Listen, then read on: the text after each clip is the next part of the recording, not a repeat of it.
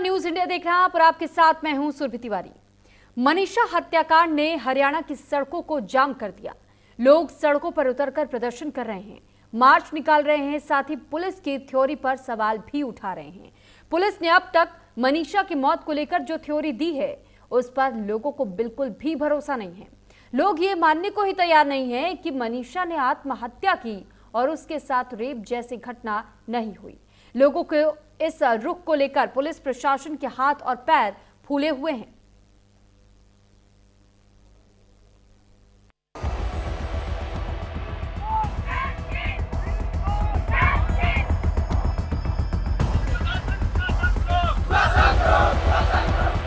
हरियाणा के भिवानी में 13 अगस्त को हुए मनीषा हत्याकांड की गुत्थी 7 दिन बाद भी सुलझ नहीं पाई है। पुलिस महकमा मनीषा की हत्या को लेकर जो खुलासा कर रहा है उस पर हरियाणा की जनता चाहकर भी भरोसा नहीं कर पा रही।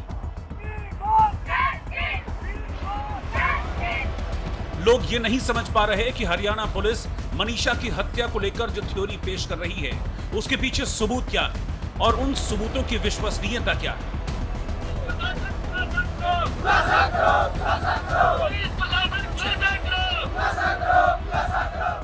11 अगस्त को लापता हुई 19 साल की मनीषा की 13 अगस्त को खेत में लाश मिली थी।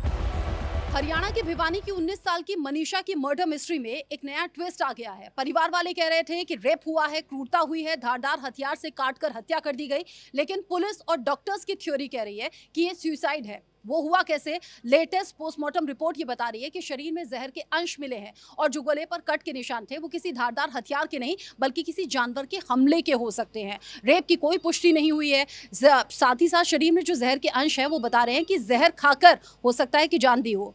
11 अगस्त को मनीषा लापता हुई। परिवार वाले पुलिस के पास पहुंचे। पुलिस ने कहा कि घूमने गई होगी, 4 दिन में वापस आ जाएगी। परिवार यही आरोप लगा रहा है, कह रहा है कि पुलिस की कार्यशैली सवालों के घेरे में है। अगर पुलिस ढूंढती तो मनीषा आज जिंदा होती। 11 अगस्त को लापता हुई। 13 अगस्त को खेत से मृत अवस्था में मनीषा का शव मिला, वो भी चेहरा बिगड़ा हुआ था, गले पर धारदार हथियार के निशान। परिवार आरोप लगा रहा है, जबकि पोस्टमार्टम रिपोर्ट कह रही है वो जंगली जानवर का हमला हो सकता है। बेटी पढ़ाओ बेटी बचाओ के नारे से दीवारें काली कर रखी है, बसों पर लिख रखे हैं। तो आज वो हमारी बेटी पढ़ने के लिए जा रही थी, पढ़ने के बाद वो पढ़ाई करनी थी, आगे पढ़ाई करने के लिए वो नौकरी करने के लिए जा रही थी। तो उस संजय जी हैं जो जिनकी बेटी थी, वो जब उनको फोन आता है, लास्ट फोन आता है, वो फोन उठा नहीं पाते हैं, तो उसके बाद फोन करते हैं तो बेटी का फोन नोट रिप्लाई आता है। तो आज उसके लिए आज 7 दिनों से पूरा हरियाणा, पूरा देश उस मनीषा बेटी की ओर देख रहा है। उसके कटे फटे शरीर को देखकर हर एक आदमी, इंसान के जो आंखें भर आती हैं भी ऐसा बेटी के साथ क्यों किया गया। तो उन दरिंदों को पकड़ने के लिए, पकड़वाने के लिए, उन दरिंदों को सख्त से सख्त सजा दिलवाने के लिए, और उसके साथ जो पुलिस मौके पर एसएचओ था या जितने भी कर्मचारी थे जिन्होंने उस बाप की बात सुनने की बजाय उसको टोंटिंग की, उसको बुला बुरा कहा, उनके ऊपर भी कार्रवाई करवाने के लिए आज पूरे हरियाणा के सभी जिलों में आज मांग पत्र दिए गए माननीय मुख्यमंत्री के नाम, माननीय प्रधानमंत्री के नाम। एक जब भी किसी दूसरे देश में थोड़ी सी भी छोटी सी घटना होती है तो माननीय प्रधानमंत्री जी ट्वीट करते हैं, माननीय मुख्यमंत्री जी, माननीय गृह मंत्री जी ट्वीट करते हैं। तो आज सारे मौन क्यों हैं?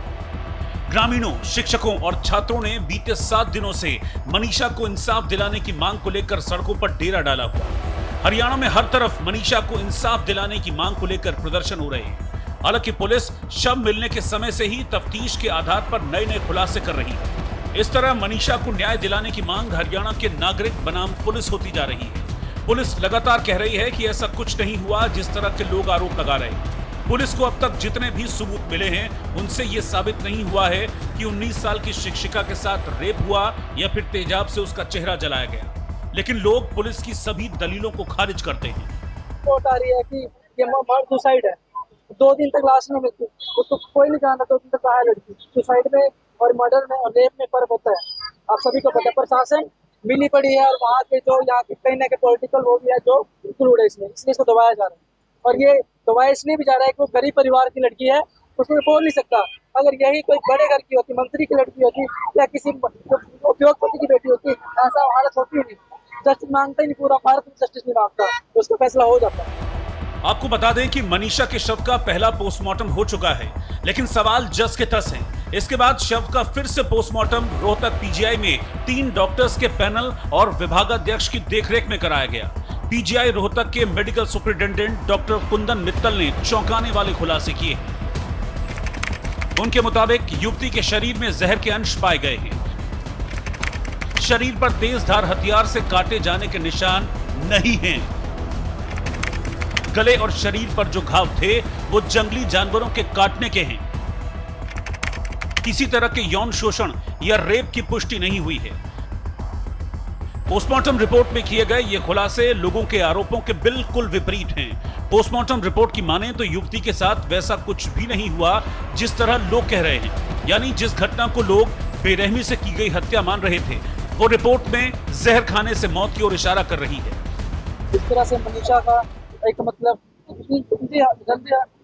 गंदे तरीके से मृत्यु कर दी गई और मृत्यु के साथ मतलब उनका बलात्कार करके गला रेत करके मुंह पर तेजाब डाल कर मार दिया गया। आप सभी को पता है, पूरे देश को पता है। और इस बीच में पर जो वहाँ की प्रशासन है इसको छुपाने में लगी है, तो 2 बार पोस्टमार्टम करवा रही है, तो हर दूसरे में सब हर पोस्टमार्टम में रिपोर्ट गलत आ रही है कि सुसाइड है। आप सभी कैसे कैसे सुसाइड है? कहीं सुसाइड है ही नहीं। गला रेतना मतलब मुंह पे तेजाब लेना ये कहीं से सुसाइड लगता ही नहीं। बस हमारी जो अपील है, हम सारे लोगों के स्टूडेंट्स हैं, हमने आगे भविष्य बनना है, आगे न्याय के लिए लड़ना है, तो हम सभी ने एक छोटा सा अनशन किया ताकि इस बेचारी को मतलब न्याय मिल सके। और हमारी बहन है, हमारे कॉलेज स्टूडेंट्स हैं, इनको भी डर लग रहा है घर के कॉलेज कैसे जाएं, कॉलेज से वापस कैसे आए, सारी डरी हुई है। तो इतनी बारिश में देखो किसी को मतलब नहीं, बस एक जस्टिस के लिए अपने लिए खड़े, अपने समाज के लिए खड़े, समाज की बेटियों के लिए खड़े। बस यही अपील करते हैं प्रशासन से और हमारे माननीय मुख्यमंत्री से कि इस पर सख्त एक्शन ले और इस पर कार्रवाई करें। इंसाफ की मांग को लेकर लोगों ने सड़कों को जाम कर दिया है। इसके साथ ही इलाकों में महापंचायतें होने लगी हैं। मृतका शिक्षिका के परिजनों का कहना है कि जब तक हत्यारों की गिरफ्तारी नहीं होगी तब तक वो अंतिम संस्कार नहीं करेंगे। इस बीच जेजेपी नेता दिग्विजय चौटाला ने भी परिजनों के समर्थन में कानून व्यवस्था पर सवाल खड़े किए। आप सब देख रहे हैं कि मनीषा, जो हमारी बहन मनीषा का कत्ल हुआ, उस मामले में अलग अलग चीजें पिछले 2 दिन से हमें सुनने को मिल रही हैं। कल ये कहा गया कि ये सुसाइड था और इस पूरे मामले को क्लोजर की ओर ले जाकर के हमारी बहन का संस्कार किया जाए। प्रशासन ने यह प्रयास किया। आज उनके पिताजी का एक बयान सामने आया है जिसमें उन्होंने कहा है कि उनके साथ दबाव बनाया जा रहा है, उनके साथ धक्केशाही की जा रही है, जबकि वो इस बात से सहमत नहीं है और पुलिस की फाइंडिंग से पुलिस ने जो फैक्ट्स निकाले हैं उससे संतुष्ट नहीं है।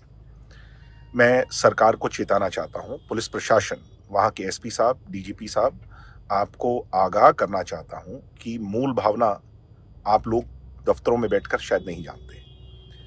जब तक पूरा सच ना निकल जाए, जब तक परिवार संतुष्ट ना हो, पुलिस की फाइंडिंग्स और सरकार की इन्वेस्टिगेशन से परिवार संतुष्ट ना हो, तब तक अगर परिवार के साथ कोई भी धक्काशाही की गई तो उसके गुनहगार आप लोग होंगे। ये जुर्म आप अपने सिर पर लेंगे और इसके लॉन्ग टर्म कॉन्सिक्वेंसेस आप लोगों को भुगतने पड़ेंगे। इसके परिणाम जो होंगे वो बेहद आप लोगों के लिए खतरनाक होंगे। जो लोग भी, पुलिस के ऑफिशियल से कहूंगा, आप सरकारी नौकर हैं, आप राजनीतिक लोगों के दबाव में आकर के नहीं, समाज आपसे न्याय मांग रहा है। दूध का दूध और पानी का पानी, यानी सच लोगों के सामने आ जाए, यही आपसे उम्मीद हम करते हैं। मामले का राजनीतिकरण होता देख मुख्यमंत्री नायब सिंह सैनी को दखल देना पड़ा। उन्होंने भिवानी एसपी का ट्रांसफर कर दिया, जबकि लोहारू थाने के एसएचओ समेत 5 पुलिस वालों को सस्पेंड कर दिया गया है। दुखद घटना घटी है, ऐसा नहीं होना चाहिए। दरिंदगी हुई है एक लड़की के साथ और माननीय मुख्यमंत्री जी ने तुरंत उसके ऊपर संज्ञान लिया है। जैसा आप खुद अपने मुख से बता ही रहे हैं कि रातों रात यहाँ से एसएसपी का तबादला कर दिया गया। जो लोहारू थाने के एसएचओ थे उनको सबको और जो संबंधित आईओ थे उनको लाइन हाजिर कर दिया गया है और पूरी गहराई से इसके विषय की छानबीन की जा रही है। कोई भी अपराधी जो भी इसमें शामिल होगा उसको बख्शा नहीं जाएगा। हरियाणा सरकार, पूरे मुख्यमंत्री जी का पूरा फोकस है एक एक चीज के ऊपर। मैं तो उनसे बात करने की कोशिश कर रहा था तो भी वहां पर मुख्यमंत्री निवास से ये खबर मिली कि लोहारू के मामले में मुख्यमंत्री जी लगातार लाइन के ऊपर हैं और अभी बात नहीं कर सकेंगे। तो इसका मतलब यही अंदाजा लगाते हैं और यही अर्थ निकलता है कि पूरी गहराई से छानबीन चल रही है और कोई भी अपराधी बचेगा नहीं। बहुत ही दर्दनाक घटना है और जो भी अपराधी उनको सख्त से सख्त सजा मिलेगी। मेरी बात, किरण जी की बात स्वयं माननीय मुख्यमंत्री जी से हुई इस विषय में, और आपको पता है कि एसपी यहाँ पे तमाम जो प्रशासन है उसको बदला गया है। पुलिस फोर्स के अंदर एसपी रातों रात बदले गए, 5 अधिकारी जो हैं वो सस्पेंड हुए हैं। तो ये तमाम जो चीज़ है स्वयं मुख्यमंत्री जी इसको खुद मॉनिटर कर रहे हैं और बिल्कुल उनको न्याय मिलेगा और अपराधी जल्द से जल्द पकड़े जाएंगे और उनको सजा जो मिलनी चाहिए वो मिलेगी। इसके बाद भी हरियाणा में प्रदर्शन थमने का नाम नहीं ले रहे हैं। पुलिस की हथौड़ी के साथ लोगों में आक्रोश बढ़ता जा रहा है।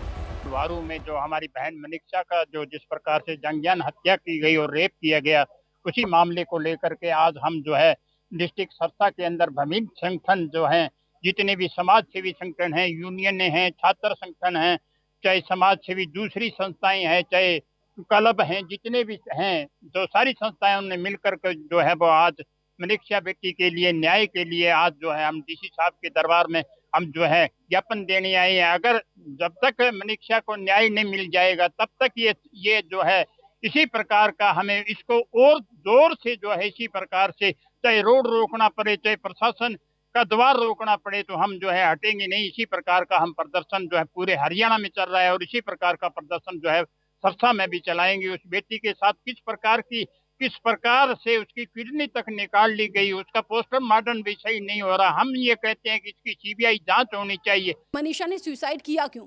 मनीषा जो कि नर्सिंग का कोर्स कर रही थी, भविष्य को लेकर बहुत से सपने थे। अब सवाल ये कि अगर ये सुसाइड की थ्योरी सच है तो मनीषा ने सुसाइड किया क्यों? 11 अगस्त को घर से निकली, फिर वापस लौटी नहीं। परिवार वालों ने रोड जाम कर ली, महापंचायतें हो रही हैं, इस पर पूरी तरह से सियासत भी गरमा रही है। कांग्रेस कह रही है कि लॉ एंड ऑर्डर क्या है, महिलाओं की सुरक्षा क्या है, ये इस केस से साफ हो गया। आगे जो अपडेट होगा आप तक पहुंचाएंगे, लेकिन अभी मर्डर मिस्ट्री में ये सबसे लेटेस्ट ट्विस्ट है और सवाल बहुत से हैं।